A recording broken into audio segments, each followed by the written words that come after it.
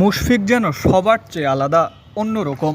কারণ পরিশ্রমের সাথে মুশফিক কখনোই কম্প্রোমাইজ করে না। তাই তো মিরপুরের ঝুম বৃষ্টিতে মুশফিক চালিয়ে যাচ্ছেন তার রানিং সেশন।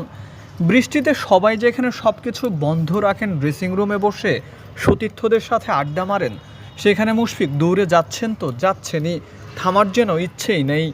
এখানে মুশফিক সবার চেয়ে ভিন্ন।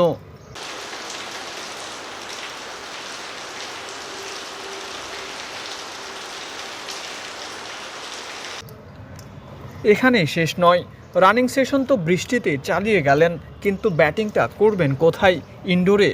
মুশফিক ইনডোরেও গেলেন না, গেলেন একাডেমি মাঠের গ্রিন হাউজে। একটা থ্রোয়ারকে সাথে নিয়ে সেখানে চলতে থাকলো মুশফিকুর রহিমের ব্যাটিং অনুশীলন। মিস্টার ডিপেন্ডেবল যেন নাছোড় বান্দা।